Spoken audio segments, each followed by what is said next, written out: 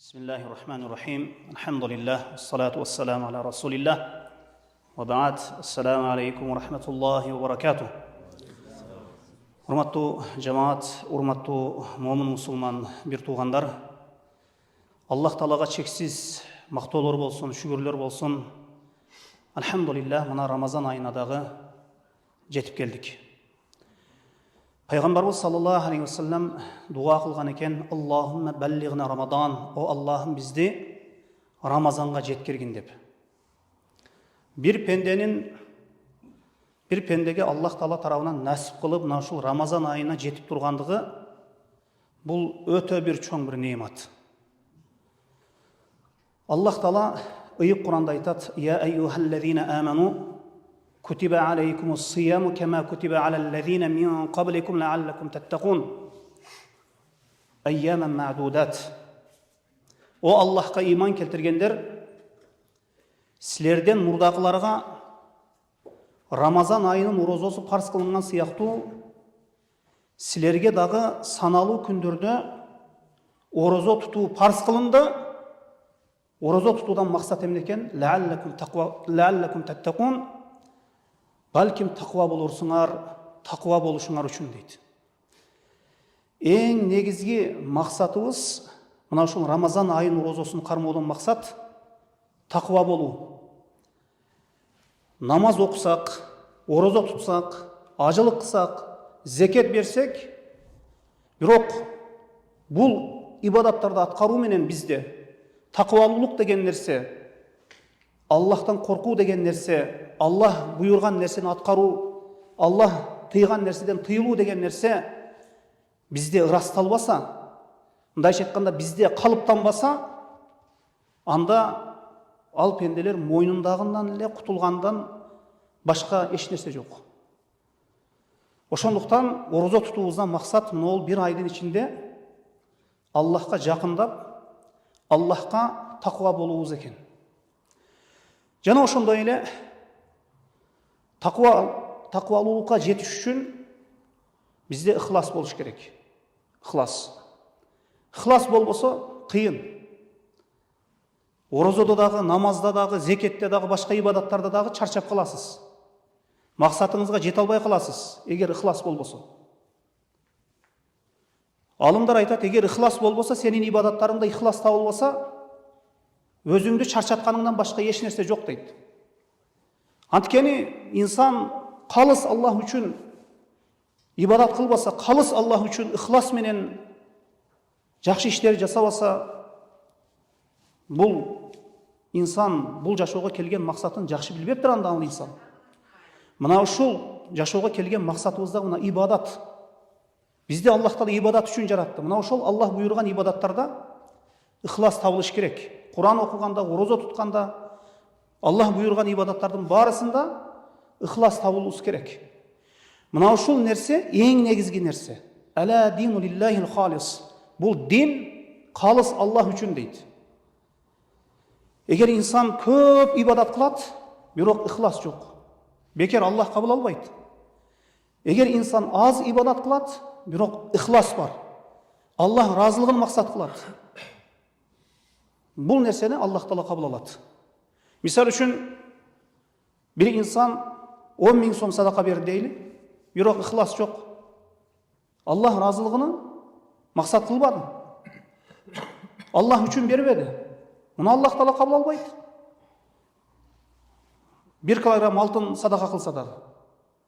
Эми бул тарапта бир пенде 1000 сом садака кылды, мүмкүнчүлүгү болушунча, бирок Аллах үчүн берди. Ыхлас менен Аллах үчүн берди. Аллах ошол пенденин садакасын кабыл алат.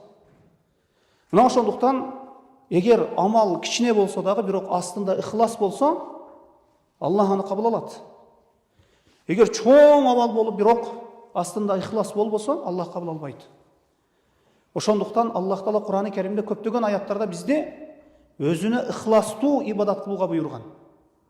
Калыс Аллах үчүн ыхлас менен Аллах үчүн сажда кылайлы, Аллах үчүн руку кылайлы, Аллах үчүн инсан Аллах буйурган ибадаттарды Аллах үчүн кылсын. Мына ушул ихлас. Ихласты жакшы түшүнүш үчүн мына мунун тескериси рия. Кожо көрсүн, кожо уксун деген нерселер. Қожа оқысын, қожа көрсін, қожа оқысын. Мысалы үшін менің берген садақамды бір адамдар көрсе эле, укса эле. Менің қылған іштерімді адамдар бір көрсе эле, укса эле деген. Мына ушул қожа оқысын, қожа көрсін. Бұл жашырын ширк бұл. Мына ушул нерсе инсандын ибадаттарын талқалап қояды.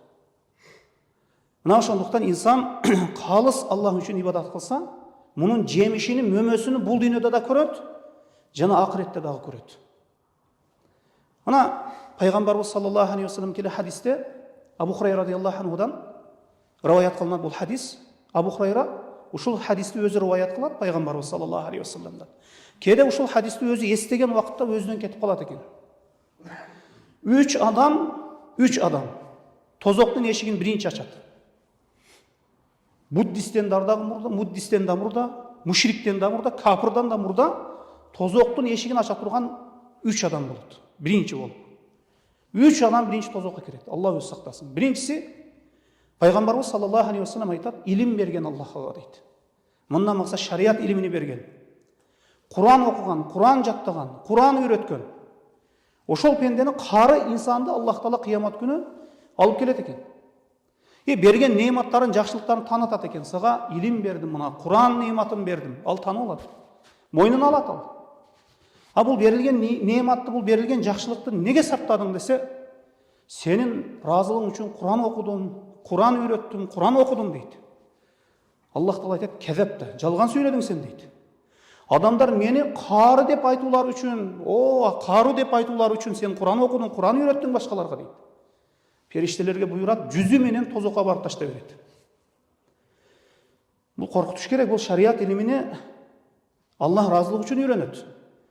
Шарият илимини бир нике кыйыш үчүн, муну менен күн мындай үй бүлө багыш үчүн, же жаназа окуш үчүн, ошол жерден бир тыйын тыпыр табыш үчүн үйрөнбөйт.